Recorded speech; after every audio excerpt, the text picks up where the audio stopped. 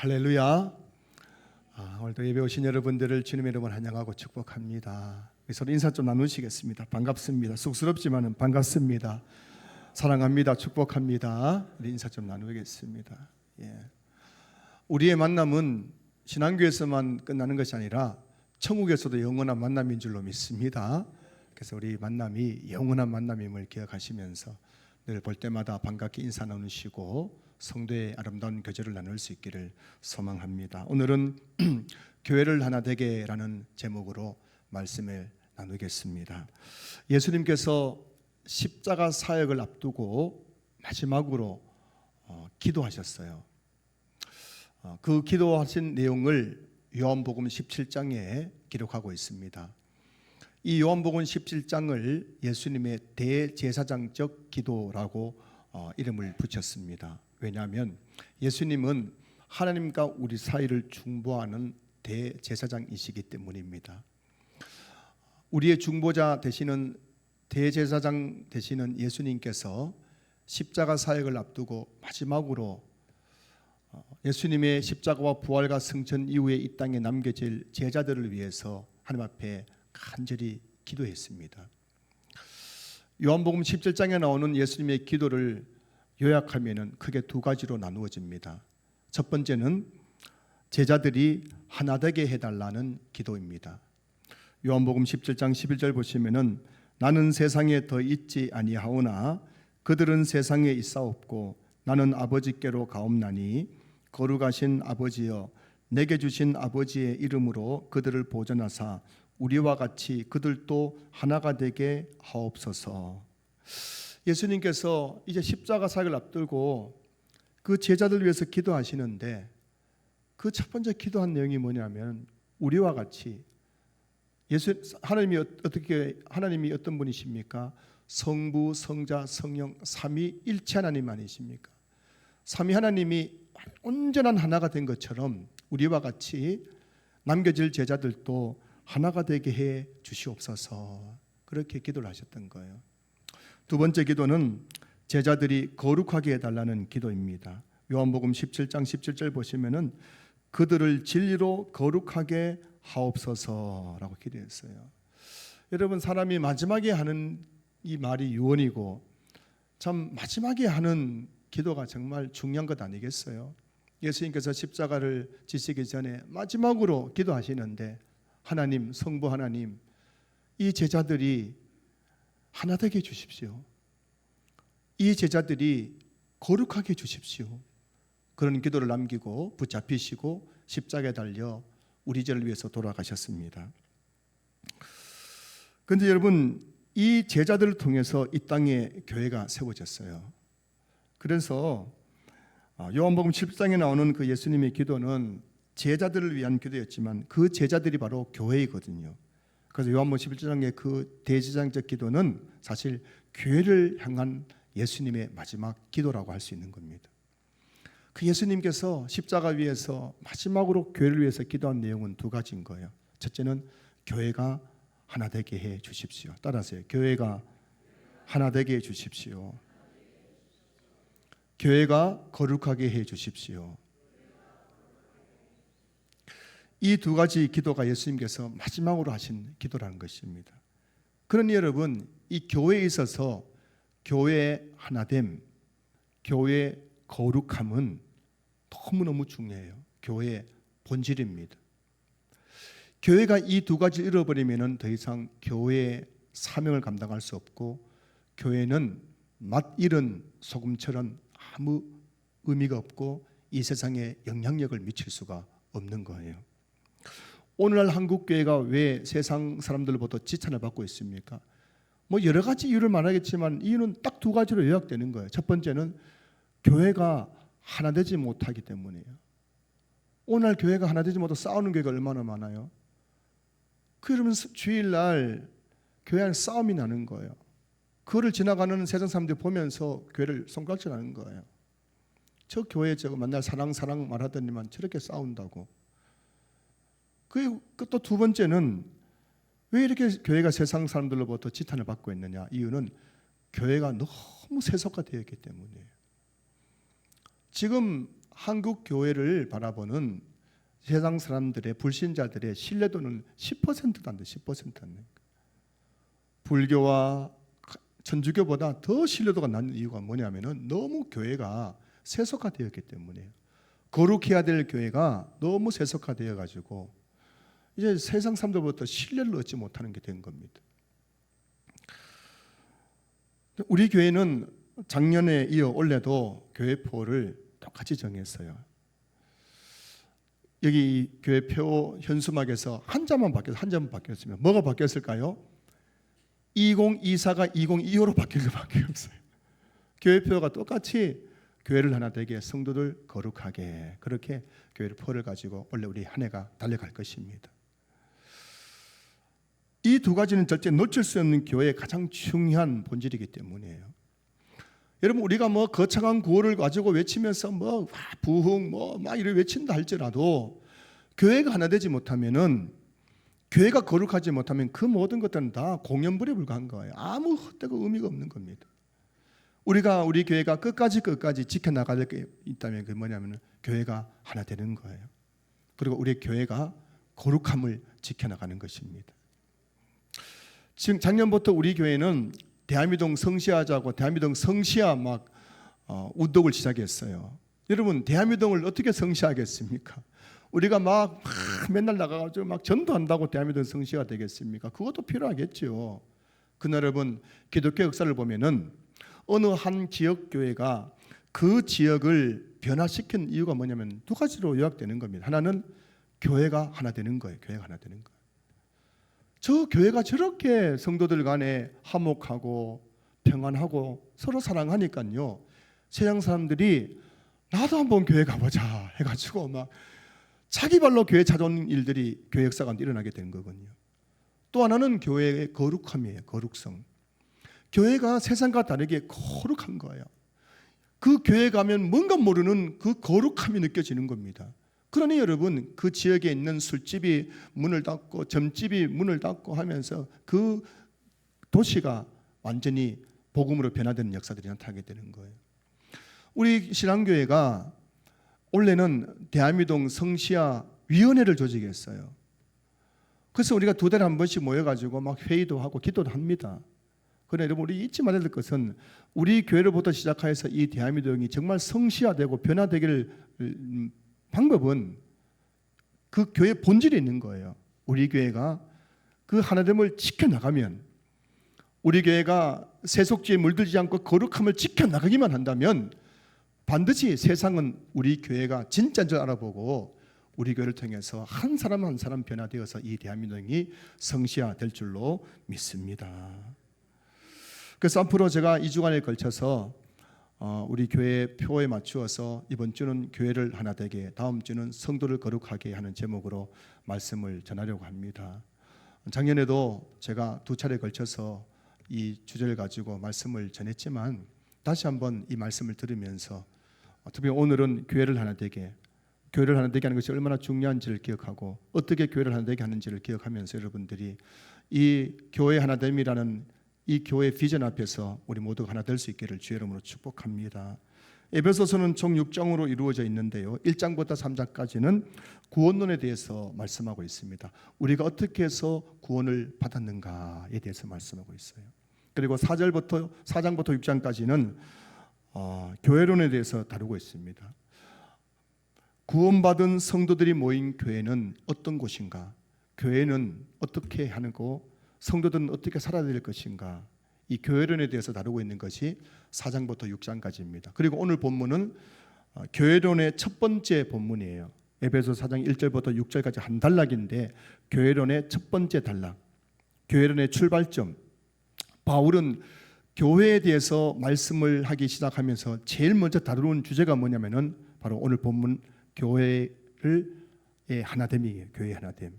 그래서 오늘 본문 4절부터 6절까지 내용을 보시면은 하나라는 단어가 7번 나와요. 4절 보실까요?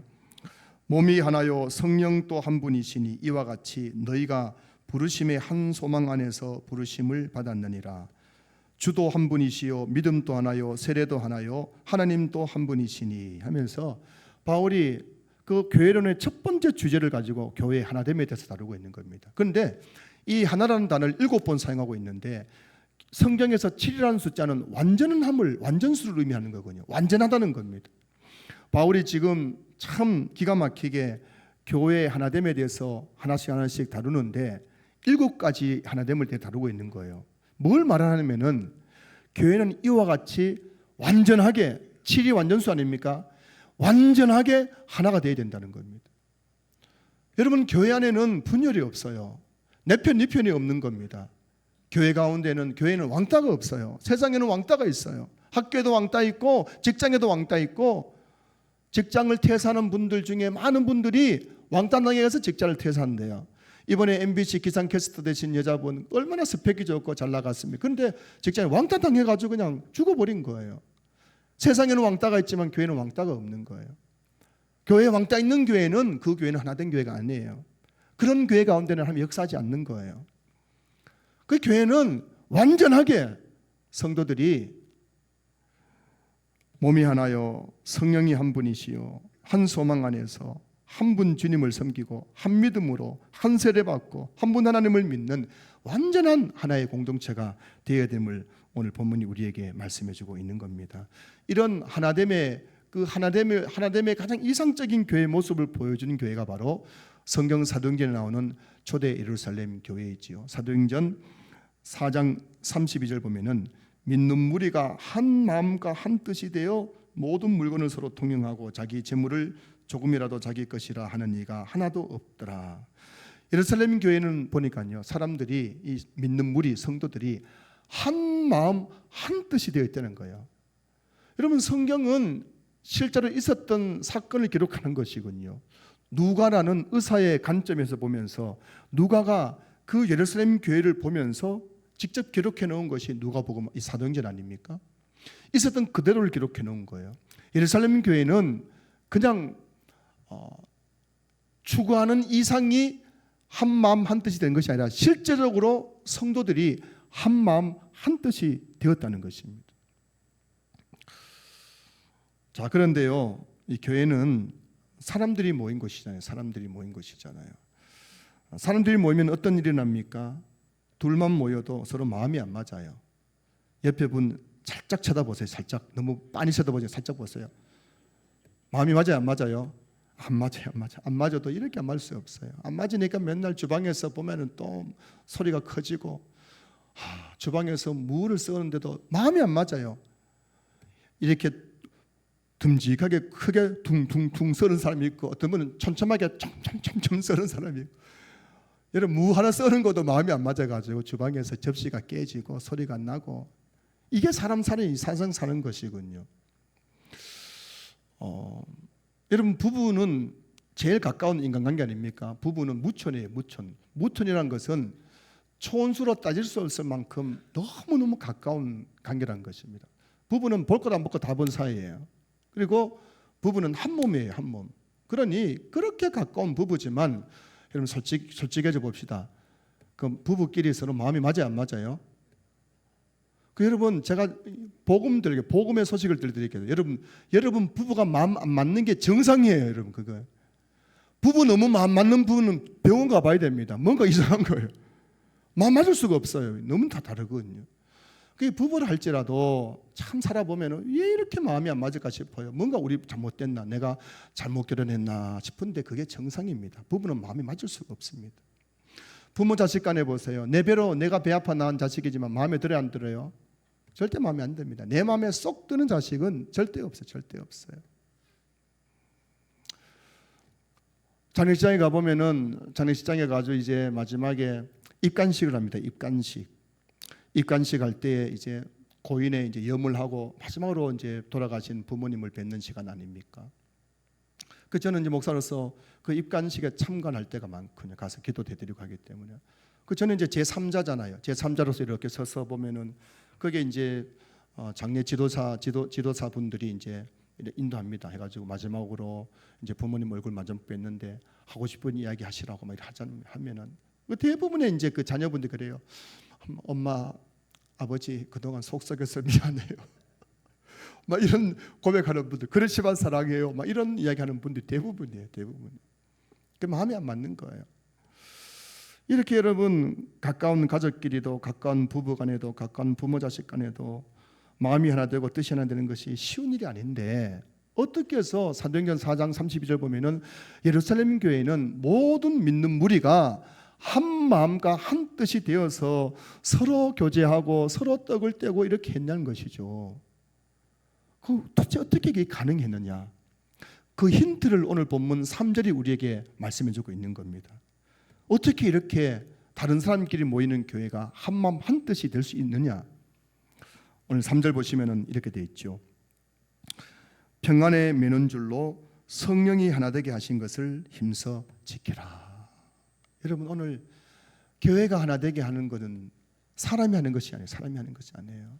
저도 솔직한 제 심령을 말씀드리자면, 여러분 하나 만들려고 제가 그냥 막 일주일 내내 그냥 서로 마음 맞는 사람들끼리 서로 화해시켜가지고 어떻게 하든지 하나 되게 하려고 하지만, 아무리 제가 노력을 해도 그게 안 돼요. 안 돼요. 아무리 이 사람에게 저 사람에 대해서 이거 뭐 설명을 해줘도 받아들이지 않아요. 이 사람이 저 사람에 대해서 이분이 사실 그렇지 않고요, 사실은 뭐 집사님 좋아하고요, 집사님하고 서로 사랑하고요, 아무리 해도 마음이 안 맞아요. 그런데 오늘 본문 3절 보시면 뭐라고 되어 있냐면은 성령이 하나 되게 하신 것을 힘써 지키라 하면서, 교회를 하나 되게 하시는 분이 누구라고요? 성령님이시다 하는 건 성령입니다. 여러분, 교회를 하나 되게 하시는 것은 사람의 노력이 아니라 성령님이 하신 일인 줄로 믿을 수 있기를 주 이름으로 축복합니다. 그 성령이 하나 되게 하신다는 게 무슨 말이냐 하면, 이걸 설명하면 이런 거예요. 성도들이, 이 교회가 성령으로 충만해져서 그 성령의 그 완전한 지배를 딱 받을 때에 거기에 있는 모든 성도들이 성령 안에서 성령으로 충만해지고 성의 지배를 받으면서 그 안에서 한마음 한뜻 되는 놀라운 일들이 일어나게 된다는 것입니다. 이건 영적인 것이거든요. 우리 신앙교회가 주님 오실 그날까지 진짜 교회가 분열되지 않고 싸우지 않고 하나가 되어서 정말 한마음 한뜻으로 되는 것은 사람의 노력으로 안 되는 거예요. 제가 진짜 막상 눈물 쏙 빼는 설교한다고 되는 게 아니에요. 성령이 우리 안에 충만해져야 되고, 성령의 지배를 받으면은 모든 성도의 마음이 성령으로 하나로 연결되어 가지고 그때 한마음 한뜻 되는 놀라운 역사가 나타나게 된다는 것입니다. 자, 그렇다면 여러분, 성령으로 충만해지려면 어떻게 해야 되느냐? 이 두 가지를 성경이 말씀하고 있어요. 교회가 성령으로 충만해지려면 어떻게 되느냐? 첫 번째는 성도들이 함께 모여 기도해야 됩니다. 기도해야 됩니다. 오순절 성령 강림 사건이 언제 일어났습니까? 사도행전 1장 14절 보면은 여자들과 예수의 어머니 마리아와 예수의 아우들과 더불어 마음을 같이하여 오로지 기도에 힘쓰더라. 예수님이 승천하신 다음에 남겨진 120명의 사람들이 마가의 다락방에서 모여서 했던 일이 뭐냐면 오로지 전적으로 기도한 일에 힘썼던 거예요. 기도한 일에 한 열흘 동안 기도한 일에 힘을 쓰고 있을 때, 그때 오순절 날에 성령이 이 땅에 임하셨고 거기에 있는 모든 사람들이 성령의 충만을 받았던 것입니다. 오늘날 교회도 마찬가지입니다. 교회가 성령으로 충만해지려면 성도들이 모여서 함께 기도해야 되는 겁니다. 뜨겁게 기도할 때 그 교회 안에 성령의 충만한 불이 임하고 성령으로 충만해지고 온 교회 성도들이 성령의 완전한 지배를 받으면서 그 가운데 교회가 하나 되는 역사들이 일어나게 되는 줄로 믿습니다.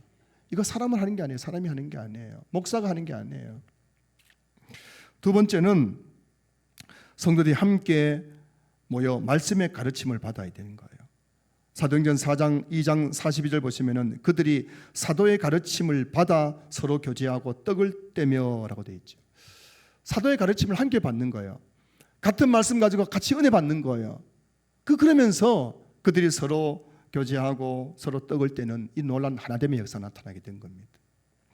여러분, 오늘 성령 충만에 대해서 말씀할 때 성령 충만은 다른 방법이 있는 게 아니에요. 성령 충만은 그 교회가 성령으로 충만해진다. 그것은 두 가지입니다. 함께 기도하는 거예요. 함께 말씀을 가르침을 받는 겁니다.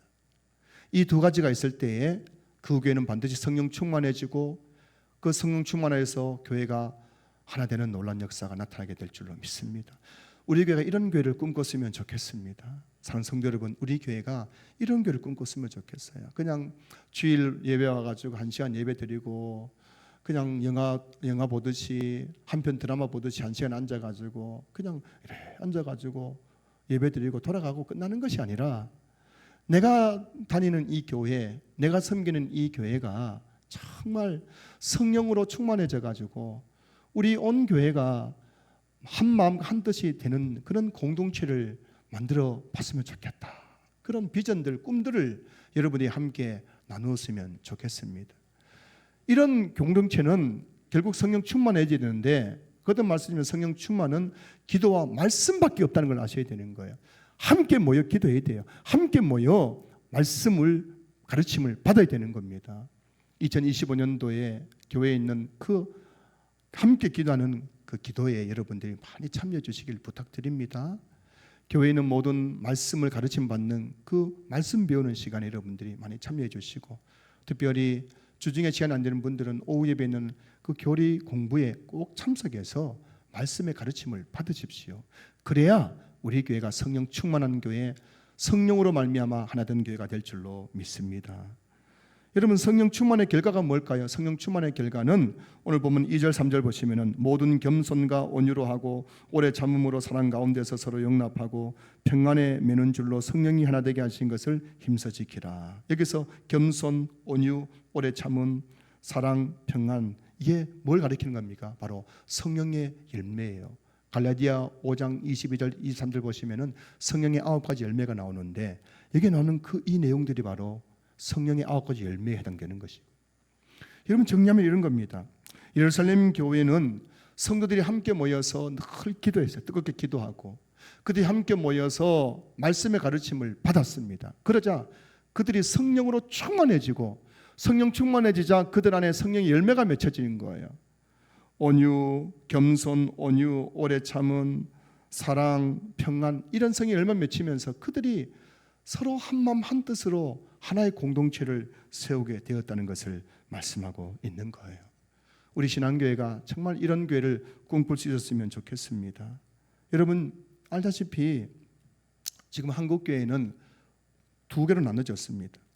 슈퍼마켓이 두 개로 나눠졌잖아요. 대형 할인마트 있고 구멍가게 다 지금 문 닫는 것처럼 한국교회도 지금 대형교회만 살아남고 개척교회는 다 문을 닫고 있는 겁니다. 이런 참 안타까운 그 시대적 현실 속에서 우리 신한교회가 정말 이 대한민국이라는 지역교회로서 끝까지 교회 사명 감당을 하려면 저와 여러분들이 꿈을 꿔야 돼요. 같은 비전을 품어야 됩니다. 그게 뭐냐면은 우리 교회가 성령 충만 받아서 정말 교회가 하나 되는 교회를 만들어 가자. 이런 꿈들이 저의 꿈만이 아니라 여러분들이 함께 나눌 꿈이 되어야 될 줄로 믿습니다.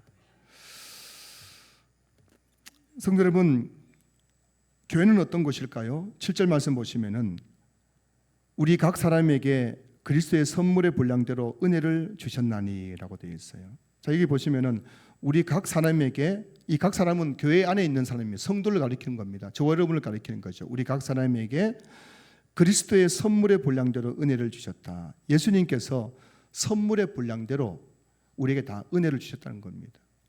여기서 은혜가 이제 은사라는 단어거든요. 카리스마예요. 카리스마. 은사라는 단어인데 그 다시 말하면 예수님께서 우리 한 사람 한 사람 분량대로 다 은혜를 주시고 은사를 주셨다는 겁니다. 그 은사가 다 다른 거예요. 받은 은혜가 다 다른 것입니다. 11절 보시면은 그가 어떤 사람은 사도로 어떤 사람은 선지자로 어떤 사람은 복음 전하는 자로 어떤 사람은 목사와 교사로 삼으셨으니 이 말씀은 은사의 다양성을 말씀하고 있는데 교회 안에 있는 어떤 사람에게는 사도의 은사를 주시고 어떤 사람에게는 선지자의 은사를 주시고 어떤 사람에게는 복음 전하는 자의 은사를 주시고 어떤 사람에게는 목사와 교사의 은사를 주셨다. 은사의 다양한 거예요. 교회 안에. 여러분 한번 보십시오. 오늘 이 교회 안에서 사도로 은사를 받은 사람의 눈에는 사도의 은사를 받은 성도의 눈에는 선지자, 복음 전하는 자의 은사 받은 사람들이 이상하게 보이는 거예요. 나는 사도로의 은사를 받은 사람 눈에 볼 때는 다른 사람들이 다 이상하게 보이는 겁니다. 왜 저러지? 왜 저렇게 기도하지? 왜 저렇게 예배드리지? 왜 저렇게 찬송하지? 왜 저렇게 교회 섬기지? 다 이상하게 보이는 거예요. 그게 뭐냐면은 우리가 교회 안에서 그 은사의 다양성, 받은 은혜의 다양성을 인정하지 못하면은 절대 교회가 하나 될 수가 없다는 겁니다.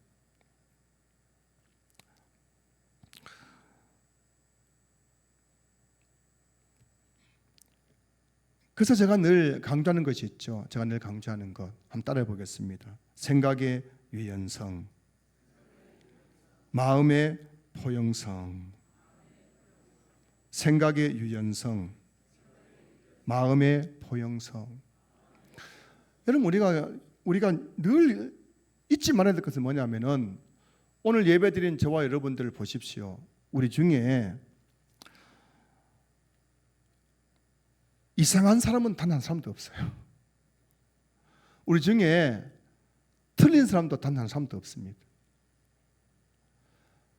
우리는 다른 것이 있다면은 받은 은혜가 다르고 받은 은사가 다를 뿐이에요.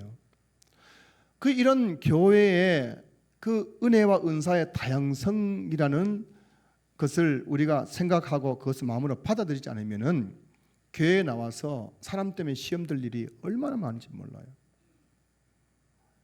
여러분이 만약에 교회에 나와서 사람 때문에 시험 들었다? 그럼 여러분을 시험 들게 한 그 사람은 이상한 사람, 틀린 사람, 나쁜 사람이 아닌 거예요.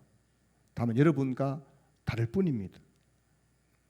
늘 우리는 이것을 생각하면서 교회를 다녀야만 교회에서 사람 때문에 시험 들지 않고 바른 믿음의 길을 걸어갈 수가 있는 것입니다. 제 눈에는 여러분 중에서 틀린 사람은 아무도 없어요. 다 믿음의 분량이 다르고 받은 은혜가 다르고 받은 은사가 다를 뿐이죠. 그러니 저는 여러분들을 제 마음으로 포용할 수 있는 거예요. 여러분들 제 생각으로 정죄하지 않을 수 있는 겁니다. 우리 교회 지금 부목사에 있는 우리 김영준 목사님, 이태두 목사님 저와 2년 동안 함께 사역을 했어요. 제가 제 기억으로 제가 2년 동안 같이 사역하면 원래 3년째인데 단 한 번도 제가 그 부목사님들과 관계 속에서 얼굴 붉힌 적이 없어요. 제 기억으로는 그런데 그분들도 어떻게 느낄지 모르겠지만 저는 없어요. 김현주 목사님 저를 많이 쳐다보니까 제가 또 잘못했나 싶은 생각도 들겠는데, 근데 중요한 것은 늘 제가 이 두 분 목사님을 대할 때마다 뭐냐면 생각의 유연성, 마음의 포용성 가지고 그들 바라보는 거예요. 솔직히 우리 두 분 목사님 저하고 달라도 너무 달라요. 안 맞아요. 솔직히 안 맞아요. 너무 다르거든요.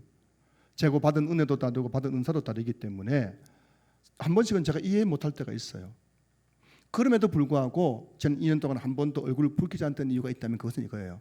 늘 제가 생각하는 거예요. 그렇지. 김영주 목사님, 이태두 목사님 내하고 받은 은혜가 다르지. 받은 은사가 다르지. 이걸 늘 생각하는 거예요. 제가 머릿속으로. 이 생각 안 하면요. 자꾸만 제 어떤 기준 가지고 판단하게 되고 그러면 자꾸 안 좋은 소리가 나올 수밖에 없는 거예요. 늘 생각하는 거야. 그렇지. 맞아. 지금 우리 김 목사님, 이 목사님 내하고 받은 은혜가 다른 거야. 받은 은사가 다른 거야. 잘못된 것이 아니야.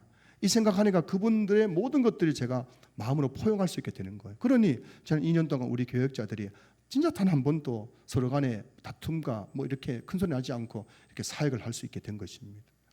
여러분 성도도 마찬가지인 겁니다. 여러분 늘 생각하셔야 되는 거예요.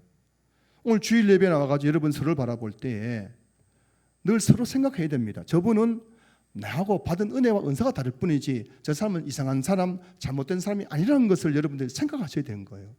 그래야 그분의 말을 받아들일 수 있고 그래야 그분의 모습을, 행동을 내가 마음으로 받아들일 수가 있는 것입니다.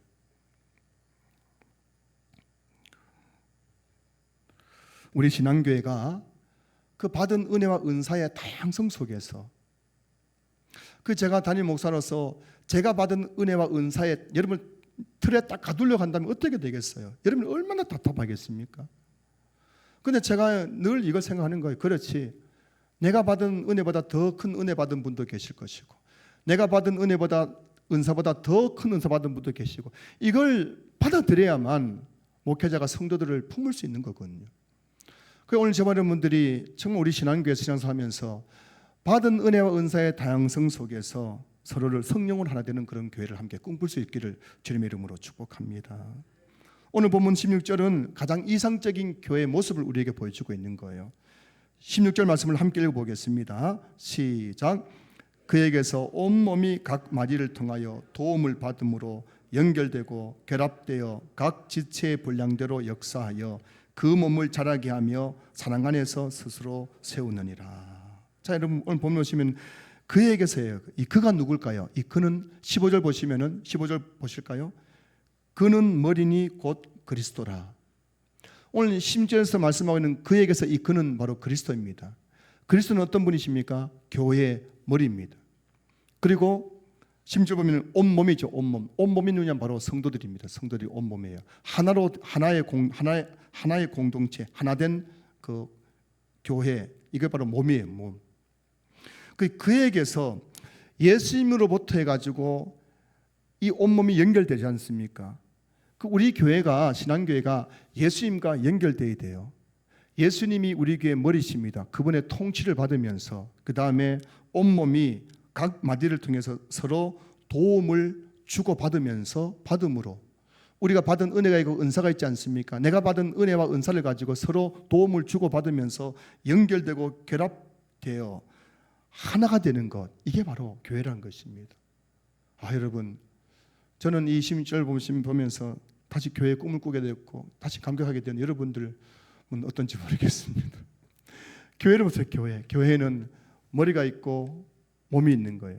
교회의 머리는 그리스도시고 교회의 몸은 저와 여러분들 성도들입니다.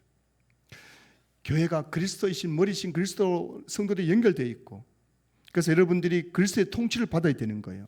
그리고 서로 옆으로 서로 창한 세포 조직처럼 연결되어 가지고 서로 받은 은혜 가지고 서로를 돕고 연결되고 결합되어 있는 공동체, 이게 바로 성경에 말하고 있는 교회라는 것입니다. 완전히 하나로도 하나된 공동체, 이게 바로 교회인 것이. 교회가 이렇게 하나가 될 때에 어떤 일이 나게 됩니까? 16절 뒤에 보시면은 다시 16절 다시 보시면은 그에게서 온몸이 각 마디를 통하여 도움을 받음으로 연결되고 결합되어 각 지체의 분량대로 역사하여 그 몸을 자라게 하며 사랑 안에서 스스로 세우느니라. 여러분 기억하셔야 돼요. 교회에서 성도들이 그리스도와 연결되어서 서로 도움을 주고받으면서 연결되고 결합되어 있는 한 몸을 이룰 때 그 결과로서 교회는 자라게 되고 세워지게 된다. 교회는 성장하고 부흥하게 되는 것입니다. 여러분, 교회 성장하기 위해서는 교회 성장의 방법에 대해서 많은 것을 이야기하지만 교회가 성장하고 부흥하는 가장 중요한 원리가 뭐냐면 그것은 바로 교회의 하나됨에 있는 거예요. 저와 여러분들이, 여러분과 여러분들이 그리스도와 잘 연결되어 있어야 됩니다. 성도들이 서로 잘 연결되어서 서로 도움을 주고받으면서 연결되고 결합되어 있을 때에 그 결과로서 그 교회는 반드시 성장하고 부흥하게 되는 것입니다. 저는 우리 신앙교회 성도님들이 이런 꿈을 함께 꿨으면 좋겠어요. 여러분들이 우리 신앙교회가 잘 되기 바라시죠? 우리 교회 성장하기 바라시죠?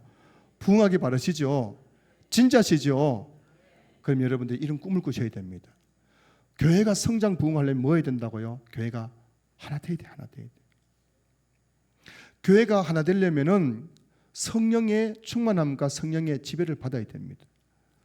어떻게 성령 충만해집니까? 함께 모여 기도하고 함께 말씀의 가르침을 받아야 되는 거예요. 이런 것이 있을 때에 그 교회는 하나의 공동체가 되어서 반드시 성장하고 부흥하게 되는 것입니다. 저는 우리 신앙교회가 이런 교회를 함께 꿈꿀 수 있기를 주님의 이름으로 축복합니다. 이제 말씀을 정리하겠습니다. 나 주님의 기쁨 되기 원하네 라는 찬양이 있죠. 여러분 이 찬양 좋아하실 겁니다. 그리고 오늘 설교 후에 이 찬양 함께 부를 겁니다. 나 주님의 기쁨 되기 원하네 내 마음을 새롭게 하소서 새 부대가 되게 하여 주사 주님의 빛 비추게 하소서 내가 원하는 한 가지 주님의 기쁨 되는 것 내가 원하는 한 가지 주님의 기쁨 되는 것. 여러분 주님의 기쁨이 되기 원하십니까? 저와 여러분이 주님의 기쁨이 되려면 어떻게 될까요? 어떻게 될까요? 주님이 기뻐하신 일을 해야 되는 거예요. 여러분 잘 기억하셔야 됩니다. 예수님이 십자가 지시기 전 마지막에 했던 기도가 뭔지 아시죠? 제자들이 교회가 하나 되게 해 주시옵소서 기도했던 거예요. 십자가와 부활, 승천 이후에 지금 예수님이 하나님 보좌 우편에 앉아 계십니다. 지금 하나님 보좌 우편에 앉아 계신 예수님께서 하나님 보좌 우편에서 지금 뭘 하고 계신지 아십니까? 교회를 위해서 지금 중보기도하고 계신 거예요. 예수님의 그 중보기도의 제목이 뭐냐면 바로 하나님, 저들이 하나 되게 해 주시옵소서. 교회의 하나됨을 위해서 지금도 예수님은 중보기도하고 계신 것입니다. 이런 예수님 마음을 알고 정말 교회를 하나 되게 하기 위해서 힘쓰는 그 성도가 진짜 주님을 기쁘시게 하는 성도인 줄로 믿습니다. 내가 교회에 나와서 예배 드린 것에 끝나는 것이 아니라 내가 속한 이 구역을 어떻게 하면 하나 되게 만들 것인가, 구역이 하나 되게 하기 위해서 힘을 쓰고, 전도회가 하나 되기 위해서 힘을 쓰고, 중직자가 하나 되기 위해서 힘을 쓰고, 권사회가 하나 되기 위해서 힘을 쓰고, 또 내 사역팀이 하나 되기 위해서 힘을 쓰고, 그렇게 주님이 지금 기도하고 있는 것이 바로 그거거든요. 교회가 하나 되는 것이거든요. 이 교회가 하나 되지 않으면은 교회는 이 땅에서 복음의 사명 감당할 수 없기 때문에 지금 또 하늘 보좌 우편에서 주님은 교회가 하나 되게 해달라고 기도하고 계시기 때문에 그 마음을 알고 교회를 하나 되게 하려고 그렇게 애쓰는 그 성도는 정녕 주님을 기쁘시게 하는 성도인 줄로 믿습니다. 저는 이곳에 계신 우리 모든 성도님들이 정말 주님의 기쁨이 되는 성도가 되었으면 좋겠어요. 여러분, 신앙은 생각에서 나오는 거예요. 깊이 생각해야 됩니다. 교회 와서 그냥 예배들 끝나는 것이 아니라 정말 교회가 어떤 곳인지, 신앙이란 무엇인지, 하나님이 내게 뭘 원하시는지, 주님이 뭘 기뻐하시는지 생각하면서 우리 교회를 다녀야 되는 거예요. 저는 우리 성도님들이 2025년 새해에는 정말 주님의 기쁘시게 하는 성도가 되어서 어떻게 하든지 교회를 하나 되게 하는 그런 피스메이커로 함께 쓰임받을 수 있기를 주님의 이름으로 축원합니다.